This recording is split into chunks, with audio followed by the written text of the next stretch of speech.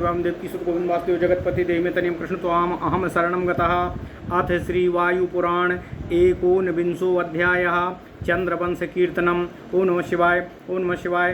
सूतवाचो सोमस्य तु बुधा पुत्रो बुधस्य तु पुरुर्वाह तेजस्वी दानशीलश्च यज्वा विपुलदक्षिणः ब्रह्मवादी पराक्रान्तः शत्रुभिर्युधि दुर्जयो आहर्ता चाग्निहोत्रस्य यज्वानां च ददौ महीं सत्यवाक्कर्म बुद्धिश्च कान्तः संव्रतः मैथुनः आतीव पुत्रो लोकेषु रूपेण प्रतिमो भवतो तं ब्रह्मवादिनं दान्तं धर्मज्ञं सत्यवादिनम् उर्वशी वरयामास हित्वा मानं यशस्विनी तया सहावसद्राजा 10 वर्षाणि चाष्टसा सप्तषट् सप्तचाष्टय च 10 चाष्टय च वीर्यवानो वने चैत्ररथे रम्ये तथा मन्दाकिनी तटे अलया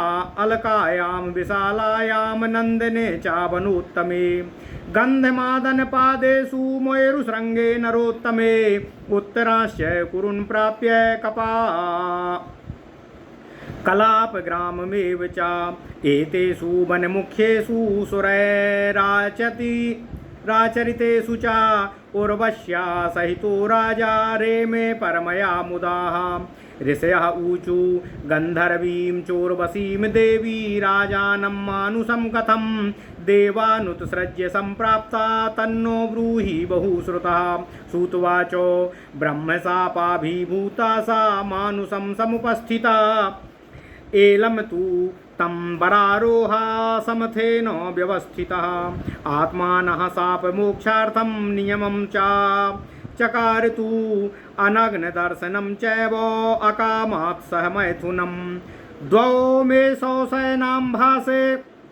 द्वे मेषो शयनाभ्यासे सः तावद्वयवतष्ठितो घृतमात्रं तथाहारं कालमेकं तु पार्थिवा यद्येष समयो राजान्यवकला कालश्च ते द्रसं तावत् कालं तु वत्स्यामि एष न समयः कृतः तस्यातं समयं सर्वं सा राजा पर्यपालयत एवं सा चावसा तस्मिन् पुरूरवसी भामिनी वर्षाण्यथ चतुष्षष्टं तद्वक्त्या सापमोहिता उर्वशी मानसे प्राप्ता गन्धर्वश्चिन्तयान्विता गन्धर्वः ऊचु चिन्तयध्वं महाभागा यथा सा तु वराङ्गना आगच्छेतु पुनर्देवानुर्वशी स्वर्गभूषणः ततो विश्वावसुर्नामो तत्राह वदतां वरा तया तु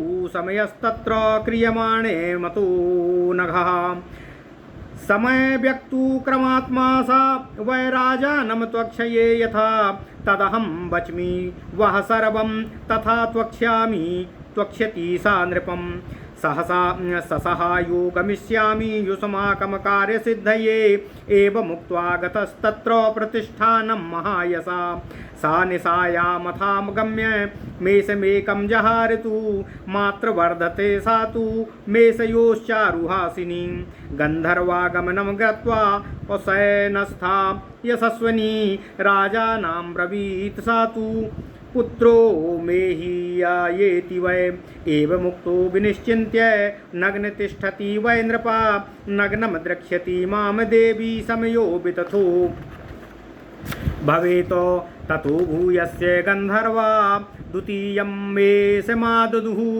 द्वितीये पहरते मेषे ऐलं देवी तं ब्रवीत पुत्रो मम हतो राजन्नाथायः इव प्रभो एवमुक्तस्तदुत्थाय नग्नो राजा प्रधावितः मेषाभ्यां पदवीं राजन् गन्धर्वैर्व्युत्थितामथ उत्पादिता तु महती माया तद्भवनं महतो प्रकाशिता तु सहसा ततो नग्नं वीक्ष्य सा नग्नं दृष्ट्वा तिरोभूत सा अप्सरा कामरूपिणी तिरोभूतां तु तां ज्ञात्वा गन्धर्वास्तत्र ताबुभौ मेषौ त्यक्त्वा चाते सर्वे तत्रैवान्तर्हिता भवन् उत्सृष्टा पूर्णो दृष्ट्वा राजा गृह्यागतः प्रभु अपश्यस्तां तु वै राजा बिललापो सुदुःखिताः चचार पृथ्वीं चैव मार्गमाणस्ततस्ततः भ्राम्यमाणा सुदुःखेन बिललापो जगत्पतिः वनेषु सरितां कूलेष्वालयेषु महेषु च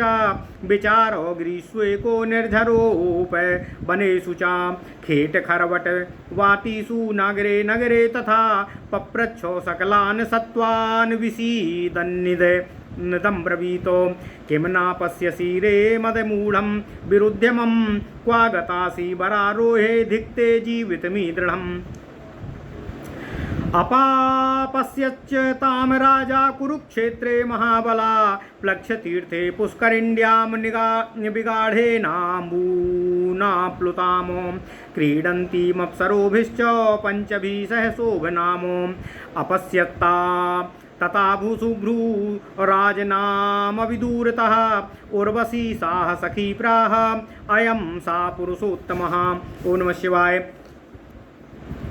यस्मिन्नहामवासीति दर्शयामास तमदृशं तत अविर्बभूवुस्ताः पञ्चचूडाप्सरास्तु च ताः दृष्ट्वा तु राजा ताम् अप्रीतप्रलापानुकुरुते बहून् आयाहि तिष्ठ मनसा घोरे वचसि तिष्ठते एवमादीनि सूक्ष्माणि परस्परभासत उर्वशी त्वब्रवीच्चैलं सगर्भाहं त्वया प्रभु संवत्सरात् कुमारस्ते भविता नैव संशयः निशामेकं तु वै राजा अपसत्तु तया सह समहृष्टो जगामाथो स्वापुरं तु महायसा गते संवत्सरे राजा उर्वशीं पुनरागमतो उषित्वा तु तया सार्धमेकरात्रं महामना अकामार्ताश्चाब्रवीद्दीनो अभव नित्यं ममेति वै उर्वश्याथाब्रवीच्चैनं गन्धर्वास्ते वरं ददुः तं वृणीष्व महाराजो ब्रूहि चैतास्त्वेविहि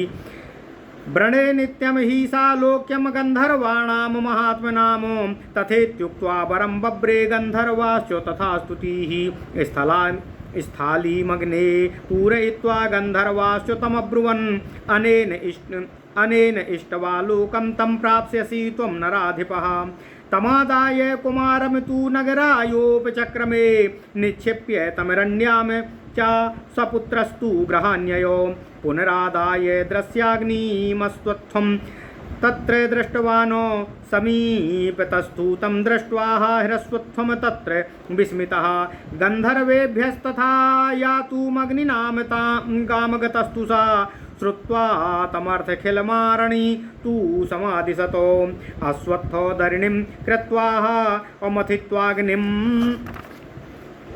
यथा विधि तेनेष्टवतु सुलोकं नः प्राप्स्यसि त्वं नराधिपः मथित्वाग्निं त्रिधा कृत्वा ह्याजत्सो नराधिपा इष्ट्वा यज्ञैर्बहुविधैर्गतस्तेषां सलोकतामो वासाय चासा गन्धर्वस्त्रेतायां सा महारथ एकोऽग्निपूर्वमासीद्वैलस्त्रीस्तान् कल्पयतो एवं प्रभावो राजासीदैलस्तु द्विजसप्तमा देशे पुण्यतमे चैव महर्षिभिर्लङ्कृते राज्यं साकारयामास प्रयागे पृथ्वीपतिः उत्तरे यामुने तीरे प्रतिष्ठाने महायशा तस्य पुत्रा बभुर्ब्रूहि षडिन्द्रोपम तेजसा गन्धर्वलोके विदिता आयुश्रीमान् मावसुः विश्वायुश्च शतायुश्च गतायुश्चोर्वशी सुता अमावसोस्तु वै जातो भीमो राजाथो विश्वजितो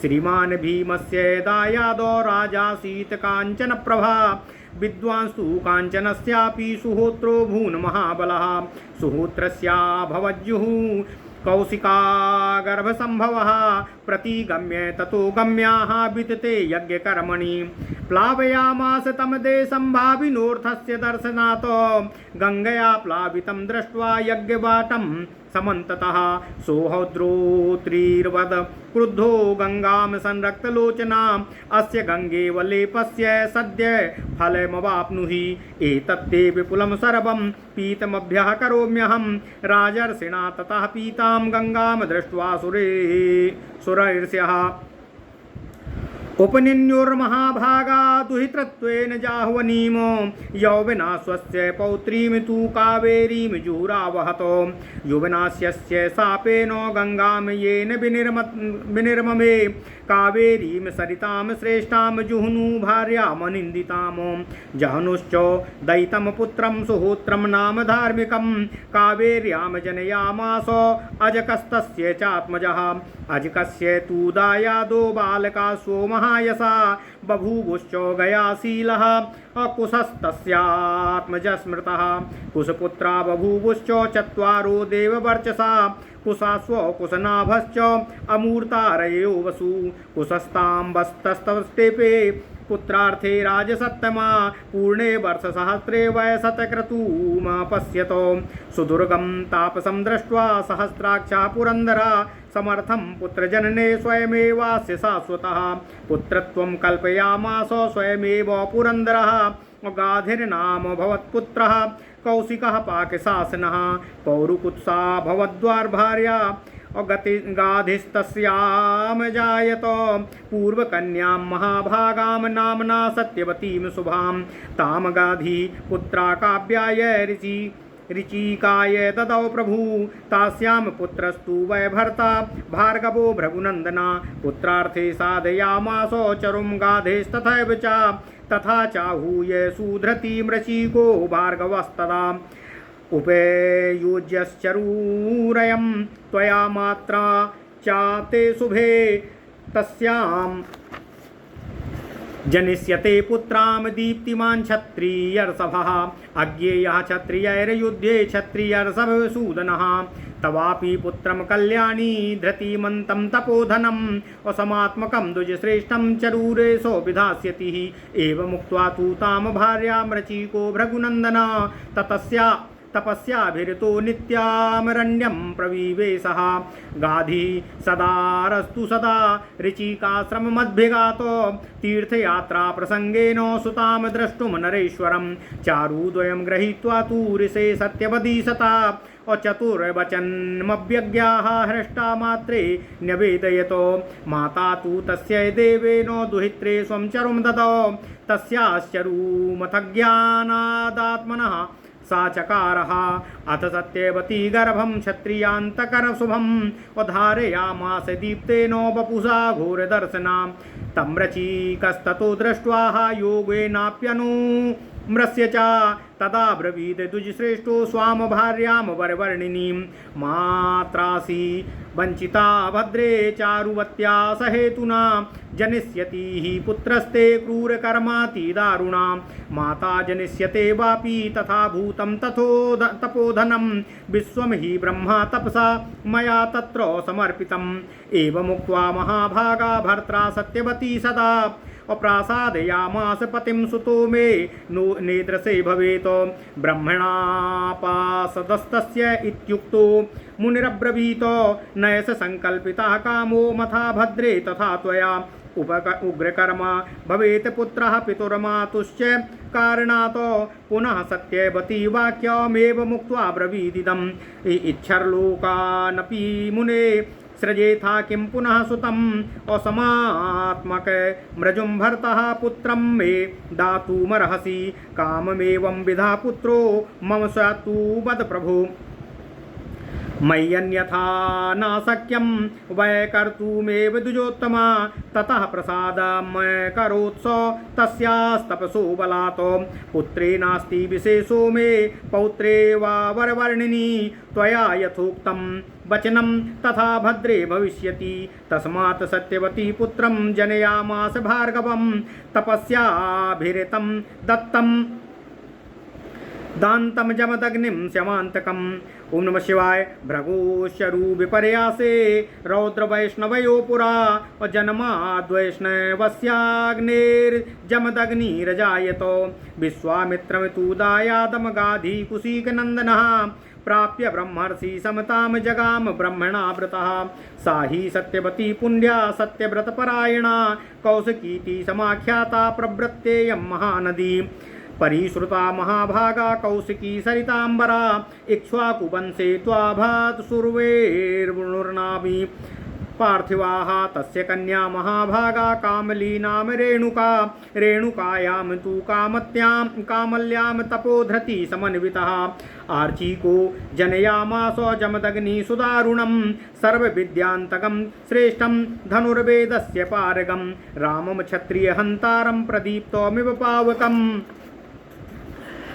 और वस्यैव मृचीकस्य सत्यवत्यां महामना जमदग्निस्तपो वीर्यज्ञे ब्रह्मविदां वरः मध्यमश्च सुनः सेपा सुनः पुच्छो कनिष्ठकः विश्वामित्रस्तु धर्मात्मा नाम्ना विश्वरथा स्मृता यज्ञे भृगुप्रसादेन कौशिकाध्वंसवर्धनः विश्वामित्रस्य पुत्रस्तु सूनः सोपे भवन्मुनि हरिश्चन्द्रस्य यज्ञे तु पशुत्वे नियता सा वै देवैर्दत्तः सुनः सेपो विश्वामित्राय वै पुनः देवैर्दत्तः सा वै यस्माद्देवरातास्ततो भवतो विश्वामित्रस्य पुत्राणां सुनः सोपोग्रजः स्मृतः मनुच्छन्दो नयश्चैव कृतदेवो ध्रुवाष्टकोः कच्छपः पूर्णश्चैव विश्वामित्रसुतास्तु वे तेषां गोत्राणि बहुधा कौशिकानां महात्मनां पार्थिवा देवराताश्च यज्ञवाल्क्या समर्पणाः उदुम्बरा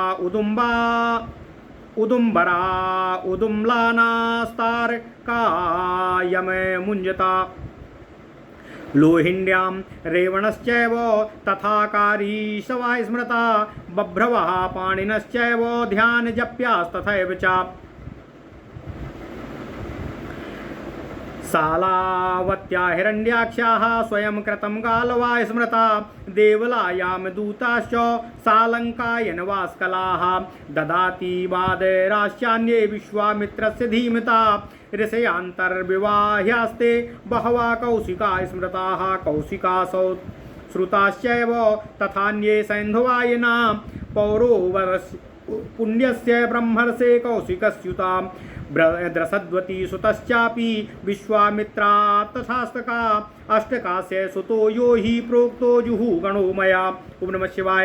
ऋषयः ऊचु किम लक्ष्मणेन धर्मेण तपसेह श्रुतेन वा ब्रह्मण्यं सानुप्राप्तं विश्वामित्रादिभूर्नृपय येनाभिधानेन ब्रह्मण्यं क्षत्रियागता अभिषेकं ज्ञातुमिच्छामस्तपसा दानवस्तथाः एव मुक्तस्ततो वाक्यं ब्रवीदीमथर्ववतो अनान्यायोप गतैर्द्रव्यैराहूय द्विजसत्यमानो धर्माभिकाङ्क्षी यजन्ते नाधर्मफलमश्नुते। ओम नमः शिवाय। धर्मं चैतं समाख्याय पापात्मा पुरुषाधमा ददाति दानं विप्रेभ्यो लोकानां दम्भकारिणातो जपं कृत्वा तथा तीव्रं धनलोभान्निरङ्कुशं रागमोहान्वितो ह्यान्ते पावनार्थो ददाति यः तेन दत्तानि दानानि अफलानि भवन्त्युत तस्य धर्मो प्रवर्तस्य हिंसकस्य दुरात्मनाः एवं लब्ध्वा धनं मोहात् दत्तो यजतस्य असंक्लिष्टकर्मणो दानं नातिष्ठति दुरात्मनाः न्यायागतानां द्रव्याणां तीर्थे सम्प्रतिपादनम् अकामानभिसन्धाय यजते चाददानि च सादान फलमाप्नोति तच्च दानं सुखोदयं दानेन भोगानाप्नोति स्वर्गं सत्येन गच्छति तपसा तु सुगुप्तेन लोकान् विष्टभ्य तिष्ठति विष्टभ्य सा तु तेजस्वी लोके स्वान्यतमश्नुते दानाच्छेयस्तथा यज्ञो यथाच्छेयस्तथा तपः संन्यास्तपसा श्रेयांस्तस्मात् ज्ञानं गुरु स्मृतं श्रूयन्ते हि तपा सिद्धा छात्रोपेता द्विजातया विश्वामित्रो नरपतिर्मान्धाता संस्कृतिः कपेश्च पुरुकुत्सुश्च सत्यश्चान्द्रहवानृथु आर्टिस्तेडो जमीनस्य भागान्योन्यस्तथैव च कक्षीवश्चैव औसिजेयस्तथान्ये च महारथा रथीतरश्च रुन्दश्च अविष्णुवृद्धादयो नृपाः क्षत्रोपेता स्मृता ह्येते तपसा ऋषितामगता एते राजर्षया सर्वे सिद्धिं समूति गता अतः ऊर्ध्वं प्रवक्ष्यामि आयोर्वंशं महात्मना। ओम नमः शिवाय। ओम नमः शिवाय। ओम नमः शिवाय। ओम नमो भगवते वासुदेवाय। ओम देवकी सुत गोविंद वासुदेव जगतपते देहि मे तनियं कृष्ण त्वाम अहम शरणं गतः अथ श्री वायुपुराण उत्तरार्धे एकोनत्रिंशोऽध्यायः चंद्रवंश कीर्तनम। ओम नमः शिवाय। सूत जी बोले, हे ऋषियों, चंद्रमा का पुत्र बुध और बुध का पुत्र पुरुरुआ, ये पुरुरुआ अत्यंत तेजस्वी, दानशील, विपुल दक्षिणा वाले, यज्ञ का कर्ता, ब्रह्मवादी, पराक्रमी, युद्ध में शत्रुओं के लिए अजेय तथा अग्निहोत्र का उपासक था। यज्ञों में उन्होंने यजन करने वालों को दान स्वरूप संपूर्ण पृथ्वी दे दी थी। वे सत्यवादी, कर्म तत्पर, शोभावान, स्वेच्छाचार विहीन, मिथुन करने वाले तथा रूप और गुण में तीनों लोक में अद्वितीय थे। यशस्विनी उर्वशी ने अपनी गरिमा का परित्याग कर उन सत्यवादी ब्रह्मज्ञ धार्मिक नरपति को अपने पति के रूप में वर्ण किया था। वीरवान राजा पुरुरुआ उसके साथ 64 वर्षों तक आनंद पूर्वक जीवन व्यतीत किया। राजा पुरुरुआ सभी श्रेष्ठ वन, चैत्ररथ, कभी रमणीय मंदाकिनी तट, कभी अलकापुरी, कभी विशालापुरी, कभी अति उत्तम नंदनवन, कभी गंधमादन पर्वत की तलहटी, कभी पर्वतराज सुमेरु के शिखर पर, कभी उत्तर कुरुदेश, कभी कलाप ग्राम में देवताओं की क्रीड़ा भूमि आदि श्रेष्ठ वनों तथा उत्तम प्रदेशों में अत्यंत आनंद पूर्वक उर्वशी के साथ विहार करते रहे। ऋषियों ने कहा, हे बहुश्रुत सूत जी, संपूर्ण देवताओं का परित्याग कर गंधर्वी उर्वशी देवी ने उन मनुष्य राजा पुरुरुआ का वर्ण क्यों किया, हमें यह बताने की कृपा करें। सूत जी बोले, हे ऋषिगण, सुंदरी उर्वशी ने ब्रह्म शाप के कारण उसी के नियमानुसार इला के पुत्र नरराज पुरुरुआ को पति रूप में वर्ण किया था। अपनी शाप मुक्ति के लिए उसने कई नियम निश्चित किए थे। उर्वशी ने राजा से कहा था, हे राजन, सकाम मैथुन काल को छोड़कर अन्य किसी समय मैं आपको नग्नावस्था में ना देखूं। हमारी सैया के निकट सदा 2 मेढ़े बंधे रहें तथा मैं केवल घृत का ही एक समय आहार करूंगी। इन नियमों के साथ ही मैं आपके साथ निवास करूंगी। जब तक ये नियम अक्षुण्ण रहेंगे तभी तक मैं आपके साथ रहूंगी। यही मेरे नियम हैं। राजा पुरुरुआ ने इन नियमों के पालन की प्रतिज्ञा की और उनका पालन करते रहे। इस प्रकार शापग्रस्त उर्वशी पुरुरुआ के साथ 64 वर्षों तक अनुराग पूर्वक निवास करती रही। उर्वशी के इस प्रकार मनुष्य के साथ रहने से गंधर्वों को बड़ी चिंता हुई। गंधर्वगण बोले, हे महाकाम, हे महाभाग, स्वर्ग की भूषण स्वरूप सुंदरी उर्वशी जिस प्रकार देवताओं को पुनः प्राप्त हो सके उसके विषय में विचार कीजिए। इस प्रकार वक्ताओं में ग्रामीण विश्वावसु नामक गंधर्व ने कहा, हे पाप रहित गंधर्वगण, मुझे प्रतीत होता है कि उर्वशी ने उस नरपति से अवश्य ही कुछ नियम निश्चित किए होंगे। नियमों का उल्लंघन होते ही वह राजा को त्याग कर वापस आ जाएगी। जिस प्रकार से भी वह राजा का त्याग कर दे उसका उपाय मैं करूंगा। कार्य पूर्ति के लिए मैं कुछ सहायकों सहित वहां जा रहा हूं। ऐसा कहकर महायशस्वी विश्वावसु ने प्रतिष्ठानपुरी की ओर प्रस्थान किया। वहां जाकर गंधर्व ने रात्रि के समय सैयागार में प्रवेश कर सैया के समीप बंधे हुए मेढ़ों में से एक मेढ़े को चुरा लिया। मनोहर हंसी वाली उर्वशी उन मेढ़े को माता के समान प्यार करती थी। सैया पर लेटे रहने पर भी उसे गंधर्वों के आने का संवाद ज्ञात हो गया था। उसने तत्काल राजा से कहा, राजन, कोई मेरे एक पुत्र को चुरा ले गया है।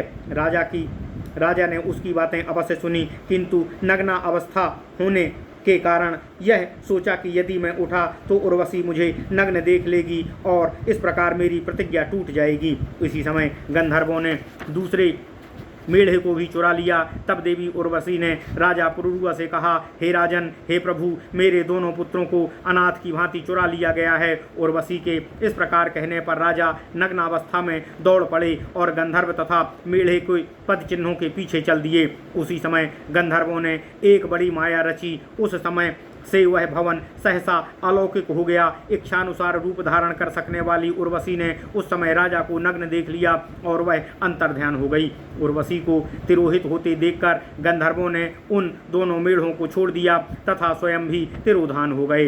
अपहरणकर्ताओं द्वारा छोड़ देने पर राजा उन्हें लेकर अपने सैयागार में वापस आए। वहां उर्वशी को न देखकर वे अत्यंत दुखी होकर विलाप करने लगे।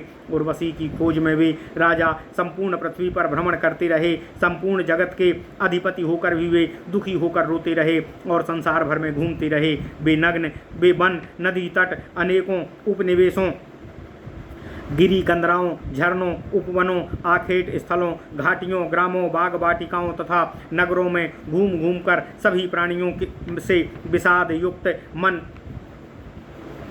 से उर्वशी के विषय में पूछते रहे और इस प्रकार कहते रहे, अरे मूर्खा, मुझ मूर्ख को क्यों नहीं देखती? मेरी अज्ञानावस्था में मुझे विरोध कर हे सुंदरी, तुम कहाँ चली गई? इस प्रकार के जीवन को धिक्कार है। अनंतर एक समय उन महाबली राजा ने उर्वशी को कुरुक्षेत्र में देखा। उस समय प्लक्षद्वीप में एक सरोवर के गहरे जल में वह सुंदरी अन्य 5 सुंदर अप्सराओं के साथ जल क्रीड़ा कर रही थी। राजा के निकट आने पर सुंदर भौहों वाली उर्वशी उसे देखकर अपनी सखियों से बोली, हे सखियों, ये ही वे पुरुषोत्तम राजा हैं जिनके साथ मैं निवास करती थी। ऐसा कहकर उसने उन सबों को राजा को दिखाया। यह सुनकर वे 5 सुंदर अप्सराएं जल से बाहर आ गईं।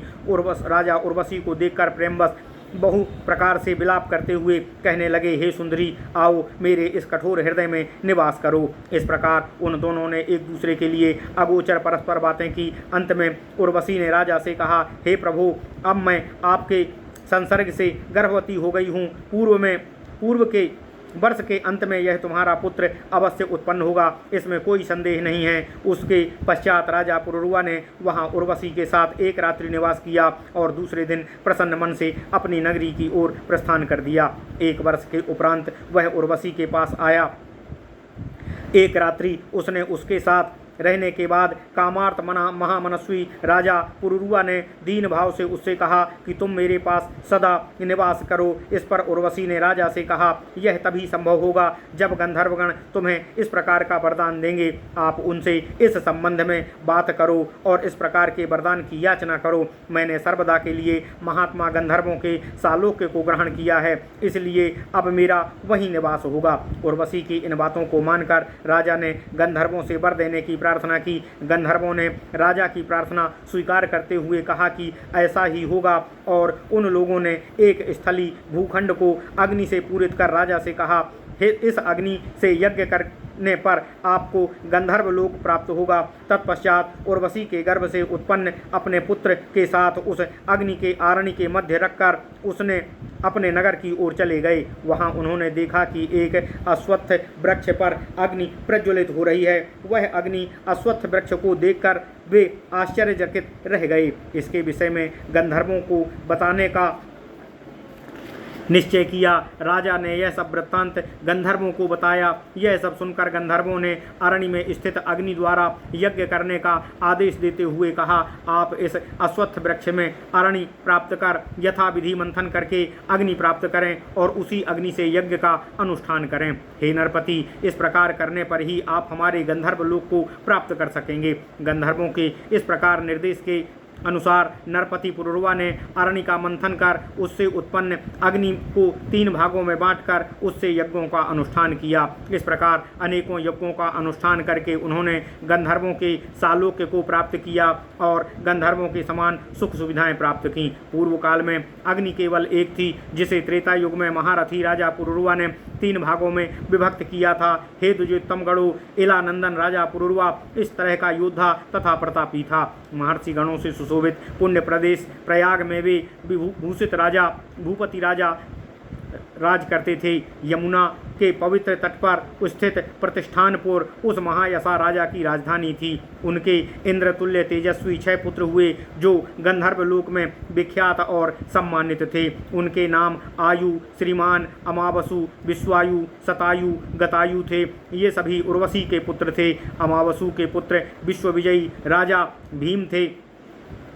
राजा भीम का उत्तराधिकारी श्री संपन्न राजा कांचन प्रभ हुआ। कांचन प्रभ का पुत्र महाबली तथा विद्वान राजा सुहोत्र हुआ। राजा सुहोत्र तथा कौशिका के गर्भ से राजा जहनु की उत्पत्ति हुई। इस प्रकार जहनु ने एक यज्ञ का अनुष्ठान किया, जिसकी यज्ञ सामग्री पृथ्वी पर फैली हुई थी। उस समय भवितव्यतावश गंगा की धारा ने उस संपूर्ण प्रदेश को जल प्लावित कर दिया। यज्ञ भूमि को जल प्लावित देखकर सुहोत्र नंदन राजा जहनु ने दयालु तथा दानी थे को क्रोध आ गया। आरक्त नेत्रों से वे गंगा से बोले, हे गंगे, तुम अपने इस गर्वित व्यवहार का फल शीघ्र ही प्राप्त करोगी। तुम्हारा यह सारा जल व्यर्थ हो जाएगा, क्योंकि मैं इस संपूर्ण जलराशि को पी रहा हूँ। राजर्षि जाहनु द्वारा गंगा को पीते देखकर महाभाग्यशाली देवताओं ने गंगा को जाह्नवी के नाम से तथा उन्हें उनकी पुत्री के रूप में समर्पित किया। युवनाश की पौत्री कावेरी को राजा जाहनु ने पत्नी के रूप में स्वीकार किया। युवनाश के शाप के कारण उन्होंने गंगा को पुनः प्रकट किया। जाहनु पत्नी अनिंदिता कावेरी सरिताओं में श्रेष्ठ कही गई है। जाहनु द्वारा कावेरी में उसका अति प्रिय तथा धार्मिक पुत्र सुहोत्र उत्पन्न हुआ। सुहोत्र का पुत्र अजक था। अजक का उत्तराधिकारी यशस्वी राजा बलाकासु हुआ। गय, सील और कुश उसके पुत्र कहे जाते हैं। वेद के श्रेष्ठ ज्ञाता कुशाश्व, कुशनाभ, अमूर्तयस तथा वसु ये 4 कुश के पुत्र हैं। नृपोत्तम कुशस्तंभ ने पुत्र की प्राप्ति के लिए 1 सहस्त्र वर्षों तक तपस्या की। प्रसन्न होकर इंद्र ने उन्हें दर्शन दिया। सहस्त्राक्ष इंद्र ने घोर तपस्यारत राजा कुशस्तंभ को देखकर स्वयं ही उनका पुत्र होने का निश्चय किया। इंद्र ने स्वयं को पुत्रत्व की कल्पना की। इस प्रकार पाक शासन इंद्र राजा कुशस्तंभ के पुत्र रूप में गाधी के नाम से प्रसिद्ध हुए। उनका एक दूसरा नाम कौशिक भी हुआ। राजा कुशस्तंभ की पत्नी पौरुपुत्सा से गाधी की उत्पत्ति हुई। बड़ी पुत्री महाभागा कल्याणी सत्यवती को प्रभु गाधी ने भृगु गोत्र वाले ऋचिक को प्रदान किया। वहाँ सत्यवती के गर्भ से भृगु कुलभूषण भृगुनंदन जमदग्नि उत्पन्न हुए। सत्यवती के पति भार्गव ऋचिक ने अपने तथा गाधी के पुत्र के लिए 2 चरु का निर्माण किया और अपनी पत्नी सत्यवती से कहा, हे कल्याणी, यह चरु तुम्हारी माता क्रमानुसार खाना। इस चरु के खाने से तुम्हारी माता के गर्भ से एक परम तेजस्वी क्षत्रिय श्रेष्ठ पुत्र का जन्म होगा। वे सभी क्षत्रियों के लिए अजेय तथा उनके विनाशक होंगे। यह चरु भक्षण से तुम्हें भी एक धृतिमान तपोधन समनात्मक तथा द्विज कुल श्रेष्ठ पुत्र प्राप्त होगा। भार्गव ऋचिक अपनी पत्नी के इस प्रकार कहकर तपस्या के लिए जंगल में चले गए। वे सदा तपस्या में रत रहते थे। संयोगवश उसी समय राजा गाधी अपनी पत्नी सहित तीर्थाटन करते हुए पुत्री से मिलने ऋचिक के आश्रम पर आ गए। सरल स्वभाव वाली सत्यवती ने ऋषि श्रेष्ठ ऋचिक के दिए हुए दोनों चारुओं को प्रसन्न मन से माता को खिलाया और ऋषि के कथन को बताया। माता ने दैवी प्रेरणा से अपने चरु की पुत्री के लिए तथा पुत्री के चरु को स्वयं ग्रहण कर लिया। इस विनिमय से के फलस्वरूप सत्यवती ने क्षत्रिय कुल संहारक अतिशय तेजस्वी गर्भ धारण किया। इससे उनका शरीर अतिशय प्रतापवान हो गया और वह आकृति से भयंकर दिखाई पड़ने लगी। द्विजोत्तम ऋषिक ने जब अपनी रूपवती पत्नी की यह दशा देखी तो योग बल से समूची घटना को जान गए। उन्होंने अपनी पत्नी से कहा, हे भद्रे, तुम्हारी माता ने तुम्हें धोखा दिया है और विशेष लाभ की इच्छा से तुम्हारे चरु को ग्रहण कर लिया है। अब तुम्हारे एक क्रूर कर्मा भयंकर पुत्र उत्पन्न होगा। तुम्हारी माता जिस पुत्र को जन्म देगी वह तपोधन होगा, क्योंकि तुम्हारे उसे चरु के मैंने समस्त ब्रह्म ज्ञान अर्पित किया था। ऋचिक के इस प्रकार कहने पर सत्यवती ने उनके अनेक प्रार्थना की कि मेरा पुत्र इस प्रकार ना हो जिसे अधम ब्राह्मण कहा जाए। इस पर ऋचिक ऋषि बोले, हे भद्रे, दैव संकल्पित इस विधान को मैं अथवा तुम कोई भी अन्यथा नहीं कर सकता है तथा माता के कारण ही कठोर कर्म वाले पुत्र उत्पन्न होते हैं। ऋचिक के ऐसा कहने पर सत्यवती ने पुनः कहा, हे मुनिवर, आप इच्छा करने पर समस्त लोगों की सृष्टि कर सकते हैं। पुत्र को उत्पन्न करना क्या कठिन है। अतः हे पतिदेव, आप मुझे शांत सरल चित्त वाला सज्जन पुत्र प्रदान करने की कृपा करें, बल्कि यह हो कि हमारा पौत्र उग्र स्वभाव वाला हो। हे द्विजोत्तम, पुत्र के संबंध में आप मेरे लिए अन्यत्र व्यवस्था करें। मेरी इस प्रार्थना को आप व्यर्थ नहीं करेंगे। तब ऋषि ऋचिक ने पत्नी की प्रसन्नता के लिए अपने तपोबल से उनकी मनोकामना पूर्ण कर की और बोले, हे सुंदरी, मुझे पुत्र अथवा पौत्र में कोई विशेषता दिखाई नहीं देती, किंतु तुम्हारे आग्रह के कारण मैं वही करूंगा जैसा तुम चाहती हो। हे भद्रे, तुम्हारी बात सत्य होगी। ऋचिक के कथनानुसार सत्यवती ने शांत, क्षमाशील तथा तपोनिष्ठ भार्गव जमदग्नि को जन्म दिया। इस प्रकार प्राचीन काल में रुद्र तथा विष्णु के चरु में परिवर्तन हो जाने के कारण विष्णु एवं अग्नि के तेज को भक्षण किए जाने से भृगुकुल में जमदग्नि ऋषि उत्पन्न हुए। उधर कशिक पुत्र गाधी ने विश्वामित्र को पुत्र रूप में प्राप्त किया। विश्वामित्र ने ब्रह्मर्षियों के समकक्ष होकर ब्राह्मणों समेत स्वर्ग गमन किया। पुण्यशीला सत्यव्रत धारिणी सत्यवती महानदी कौशिकी के नाम से विख्यात होकर प्रवाहित हुई। महाभागा सरिता श्रेष्ठ कौशिकी इस रूप में प्रसिद्ध हैं। इक्ष्वाकु वंश में सुवेणु नाम के एक राजा थे। उनकी कामली नाम की एक सौभाग्यशालिनी कन्या थी। उसी का दूसरा नाम रेणु भी था।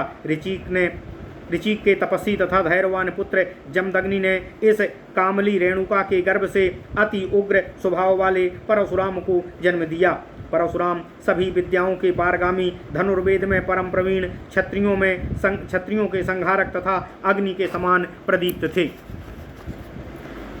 पूर्वनंदन ऋचिक द्वारा सरस्वती के ज्येष्ठ पुत्र महाज्ञानी जमदग्नि हुए। तपोबल से उनके मध्यम पुत्र सुनहसेप हुए जो परम ब्रह्मज्ञ थे। ऋचिक के सबसे कनिष्ठ पुत्र सुनहपुच्छ हुए।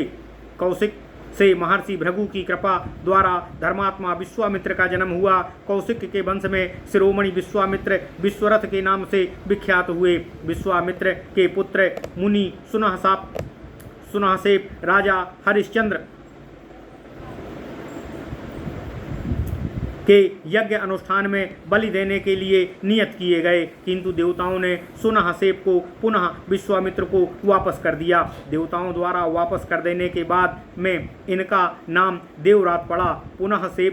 सुनहसेप को विश्वामित्र के पुत्रों में सबसे ज्येष्ठ कहा जाता है। इनके अतिरिक्त मधुच्छंद, नथ, कृत, देव, ध्रुव, अष्टक, कच्छप तथा सूरण भी विश्वामित्र के पुत्र हैं तथा इन सब के गोत्र बहुधा महात्मा कौशिकों के ही हैं।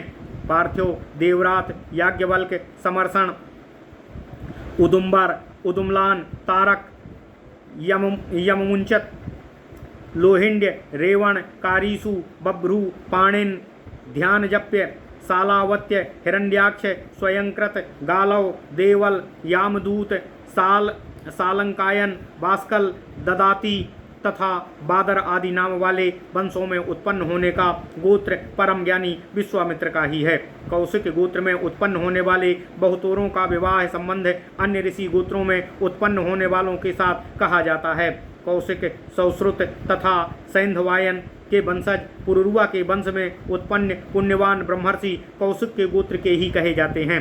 विश्वामित्र से द्रसद्वती में उत्पन्न एक पुत्र का नाम अष्टक था। अष्टक के पुत्र जहुगण हुए, जिसका वर्णन पहले ही किया जा चुका है। ऋषियों ने कहा, विश्वामित्र आदि राजाओं ने किन किन लक्षणों, धर्म, तपस्या अथवा शास्त्र ज्ञान द्वारा ब्राह्मणत्व को प्राप्त किया था, उन लोगों ने जिस जिस अभिधान, दान अथवा तपस्या द्वारा ब्राह्मणत्व को प्राप्त किया, हम विशेष रूप से उसे जानना चाहते हैं। ऋषियों द्वारा इस प्रकार पूछने पर सूत जी ने यथार्थ रूप से कहा, हे ऋषिगणों, अन्यायपूर्वक एकत्रित धन द्वारा धर्म की प्राप्ति की आकांक्षा से ब्राह्मणों को बुलाकर जो यज्ञादि सत्कर्म करते हैं, उन्हें धर्मफल प्राप्त नहीं होता। इस प्रकार धर्म प्राप्ति की कामना से जो पापात्मा नराधम दम्भपूर्वक केवल लोक ख्याति के लिए धर्म कार्य का दिखावा करते हुए ब्राह्मणों को दान देता है, अथवा जो स्वेच्छाचारी धन प्राप्ति के लिए कठोर तप करता है या याग मोह के वशीभूत होकर पहले पाप करके फिर पाप मुक्त होने के लिए दान करता है, उन सबों के सत्कर्मों का कोई फल प्राप्त नहीं होता है। ये दुरात्मा वास्तव में हिंसा भावना से धर्म कार्य में प्रवृत्त होते हैं। इस प्रकार के धर्म कार्य में हिंस्र प्रवृत्ति के दुरात्मा व्यक्ति अन्यायपूर्वक धन संग्रह करके जो दान अथवा यज्ञ आदि क्रिया करते हैं, उनका वह सब दान अथवा यज्ञ कर्म कभी फलीभूत नहीं होता है। किसी प्रकार की भी अभिलाषा की पूर्ति के लिए जो कोई अभिसंधि नहीं करते हैं अथवा बिना किसी कामना के अन्यायपूर्वक उपार्जित धन को सत्पात्र को दान करते हैं अथवा यज्ञादि क्रिया अनुष्ठान करते हैं, वह ही सत्कर्म है। और इस प्रकार के सत्कर्म करता या दान करता ही सुखदायक दान फल सम्यक रूप से प्राप्त करते हैं। दान द्वारा ही भोग तथा सुख प्राप्त होता है तथा सत्य निष्ठा से ही स्वर्ग की प्राप्ति होती है। अतिशय गोपनीय ढंग से की गई तपस्या द्वारा मनुष्य समस्त लोगों का अतिक्रमण कर अवस्थित होता है। इस प्रकार का तेजस्वी तपस्वी सभी लोकों में अनंत तथा अक्षय सुख प्राप्त करता है। दान से यज्ञ श्रेष्ठ है, यज्ञ से तपस्या श्रेष्ठ है, तपस्या से संन्यास तथा संन्यास से ज्ञान ही कल्याणकारी तथा महान यश वाला कहा गया है। ऐसा सुना गया है कि क्षत्रिय गुण कर्म तथा स्वभाव वाले अनेकों दुजातियों ने तपस्या द्वारा सिद्धियां प्राप्त की हैं। विश्वामित्र, राजा मानधाता, संस्कृति, कपि, पुरुकुत्स, सत्य, आहरवान, ऋथु, अर्ष्टिसेन, अजमीढ़, भागान्य, अन्य काक्षीव, विषय तथा अन्य महारथी, रथितर, रुंद, विष्णु वृद्ध आदि राजाओं ने क्षत्रिय जाति में उत्पन्न होने पर भी अपनी तपस्या द्वारा ऋषि की पदवी प्राप्त की है। इन राजर्षियों ने अपनी घोर तपस्या तथा परम सिद्धि प्राप्त की है। अब इनके पश्चात में अतिशय पराक्रमी राजा अयु के वंश का वर्णन आप लोगों से कर रहा हूँ। ओम नमः शिवाय। इति श्री वायु महापुराणे वायु प्रोक्ते उत्तरार्धे अमावसु वंशानुकीर्तनम नाम एकोनत्रिंशोऽध्यायः। इस प्रकार श्री वायु महापुराण में अमावसु वंशानुकीर्तन नामक 29वां अध्याय पूर्ण हुआ। ओम नमः शिवाय, ओम नमः शिवाय, ओम नमः शिवाय। ओम नमो भगवते वासुदेवाय। ओम देवकी सुत गोविंद वासुदेव जगतपति देव में तनियम कृष्ण त्वाम अहम शरणम